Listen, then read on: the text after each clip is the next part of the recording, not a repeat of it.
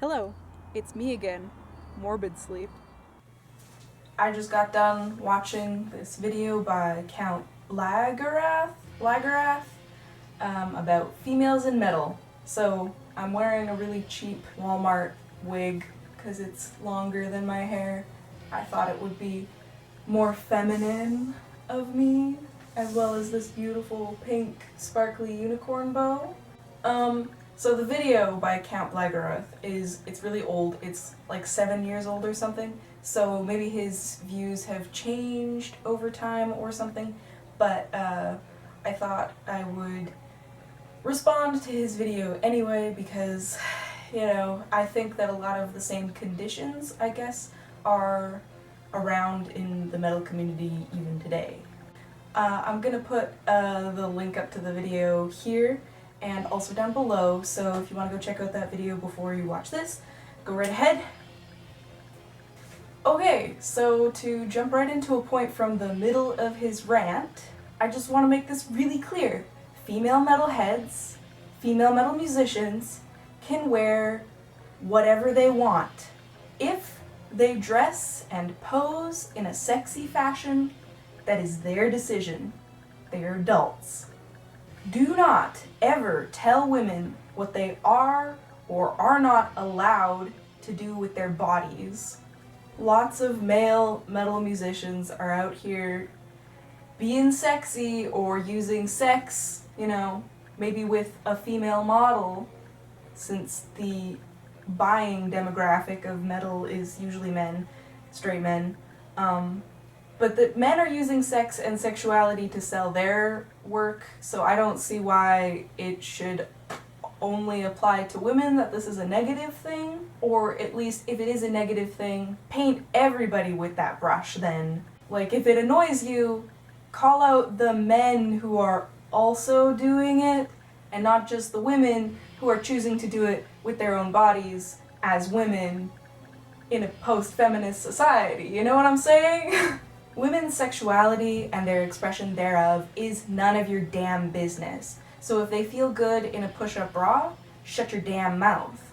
Same goes for if you don't feel that they are dressing in an attractive manner, don't call them ugly, because that's bullshit. In terms of dress code, I will say I have seen some very lost drunk girls try to wear high heels at a metal show. I think they were at the wrong venue, and it was pretty disastrous. Heels are cool and stuff on stage or in photo shoots, but maybe word to the wise, don't wear heels in a mosh pit because that's a good way to break your ankles and your heels and other people's toes. Obviously, of course, if the record label is pushing a sex sells angle, that's not great, and I really hope that female musicians, models and everything, no one is pushing their boundaries, right? That every photo taken of them is something they're comfortable with and that they're presented in the way that they want to be presented. Unfortunately, we still live in a culture where it can be hard for women to sort of find where they fit in, especially in male-dominated spaces like metal music. And now I'm just gonna quickly use that feminist word that incels hate and stuff like that. So if you're edgy, cover your ears because I'm about to use it. Alright, here we go. Male gaze. That's a thing. That basically causes this problem where guys are saying, you're too sexy, you're using sex to sell. I hate that. But the person in the picture is like, I just wore a dress that's got like a low cut top. Like, all women's dresses, basically, all women's dresses are already sexy according to straight men. So what am I supposed to wear? If I'm not gonna be sexy, what do? I mean, even Billie Eilish, excuse me, forgive me for this example, but even Billie Eilish is considered attractive. I remember when she turned 18 or whatever, the internet went crazy, and Billie Eilish wears giant baggy t-shirts and giant baggy pants. If you don't dress girly enough, people will see you as masculine, and other women will criticize you. People will think you're lesbian sometimes in certain very unforgiving circles. I don't think that's Count Blagorath's tactic. I think that he would probably prefer the Billie Eilish route. Then again, if you're dressing too girly, you'll be seen as unserious or as just like a vapid sex object or a sellout. Or worse, not metal. So like if you dress in any way that is attractive to straight men, all you are is sexy, I guess. You're only married as your sexuality. So then people will complain that you're trying just to take advantage of their lustful desires, or that you have nothing to offer besides your sexy body. I don't know where I'm going with that. Being distracted or feeling like female sexuality is selling out, that's on you. Straight men, and Count Blagorath, I guess, is included in this. Because guess what? There's lots of men in the metal community who are very sexy and they show off and they do sexy things, and I'm just gonna put up a slide here, or a slideshow, I guess, of a bunch of album covers and band art and even maybe clips from music videos where dudes are out here and being sexy and stuff. Pick it up, Mr. Rocket, now hit it.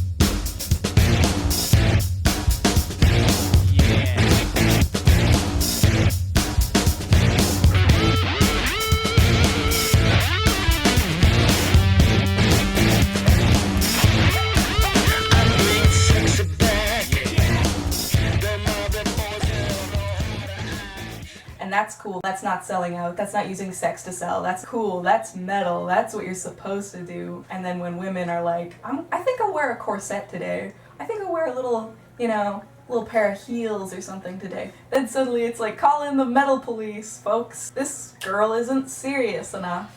This girl isn't metal enough. This girl's using sex to sell her music. Like, metal overall is still fairly male dominated.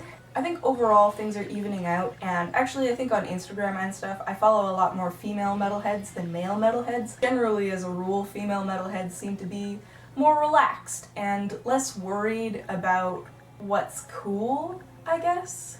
But I guess because of the precedent and vestigial patriarchal tendencies in our cultures, women, as I said, tend to struggle to fit into communities that are typically male-dominated, so like metal, or like rock, or like gaming. I want to address the butcher babies that Count Blagorath talked about. Butcher babies are sexy on purpose. They're trying to do the really old punk or industrial thing that you're using, like that femme fatale sexuality, that sex is power kind of look, to empower yourself. Feminists are divided on the subject of whether that really does empower you, but the point is that certain groups like industrial rivet head, industrial dance, goth subcultures, and even punk subcultures, these guys really use like that sort of steampunk, post-apocalyptic, corset wearing, fetish heels, fetish wear, gas masks, gimp masks, cat suits, the whole works, like anything fetishy or like hypersexualized. That's how they're like sort of, that's their look, I guess, and that's how they're rebelling, because of course punk and a lot of these subcultures are specifically about rebellion. So also rebelling against repressed female sexuality. So, I mean, there you go. You could say, I think some people still believe metal is a rebellious subculture. I don't think it's rebellious anymore. I think it used to be. But I think that we should respect people who are rebelling against the norm. And if how they do that is wearing fetish gear at their shows, such as corsets and thigh-high lace-up boots, good for them. I like to see that. I want to know where they bought those boots. And that's just a cool look. As to women who play up the metalhead thing in order to get guys, I mean, I've seen a lot of jokes about this where people are like, yeah, because women totally do that because metalhead dudes are so desirable, and then cue like a picture of some sweaty, skinny little black metal nerd kid, like, nobody wants that. But I mean, realistically, yeah, there is this sort of stereotype of like the beardy, like cool metalhead guy who's like, I don't know, I just picture him as like Hagrid holding a beer, but like attractive. Okay, just work with me here.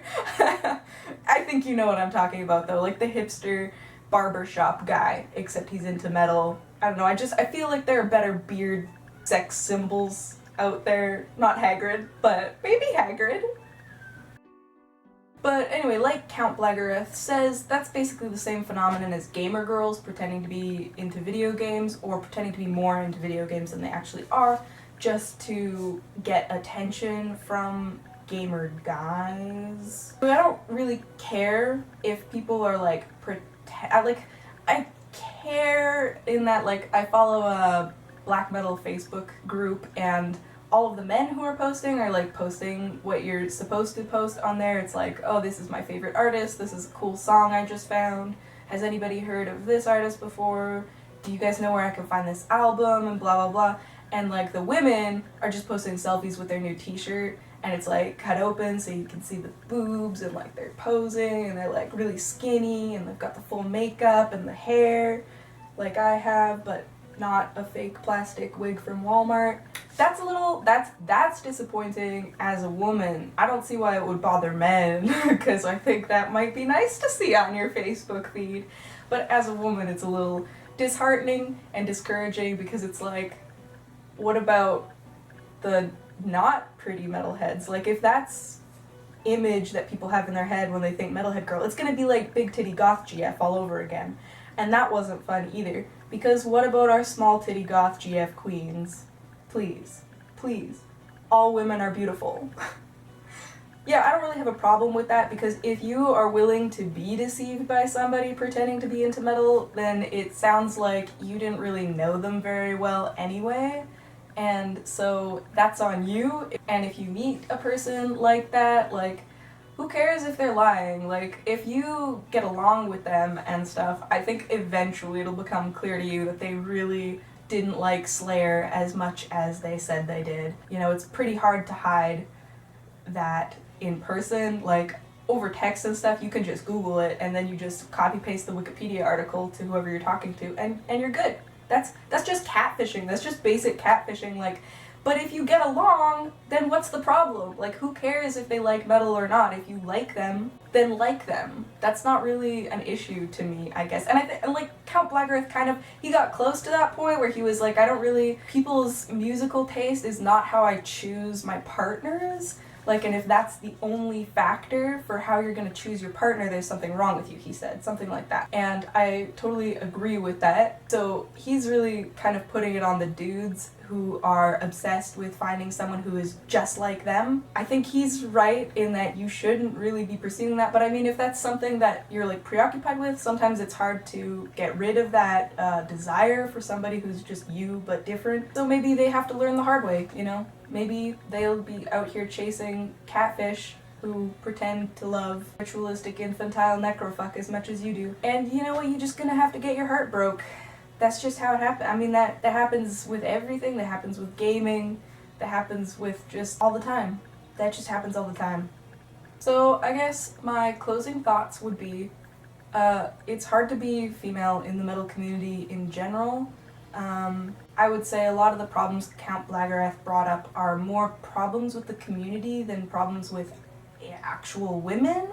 Women respond to their environment. Yeah, so the camera's battery died, so I just was gonna finish up on my cell phone. The quality's probably not gonna be very good, but fuck you. So I guess what I was saying as my closing words were, if you are a very prominent figure in the community, you're more likely to come under scrutiny, so metal musicians are more likely to be demonized for appearing a certain way, especially because they also influence their fans as well.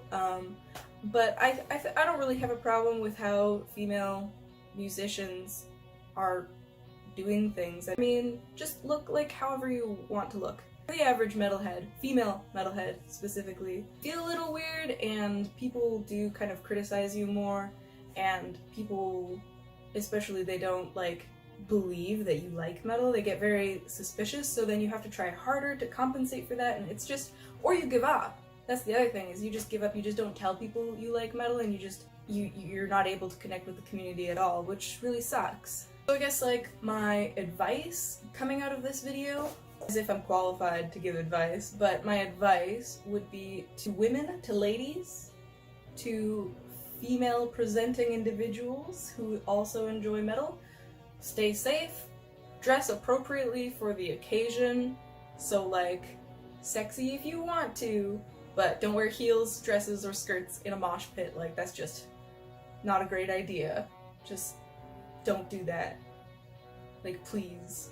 But if anybody is rude to you about something you like, or about something you're wearing, splash beer in their face and tell them to go suck Tom Araya's dick. My advice to any dudes is really simple, just think before you talk. Basically. Brain in gear before moving mouth. That's just basic advice for anybody all the time. I've never personally encountered a problem with men telling me what I can and can't do, but if you're annoyed by something, a good question to ask would be, would I be annoyed if it was a man doing it? Alright, that's it. That's the end of that. I'm so sorry.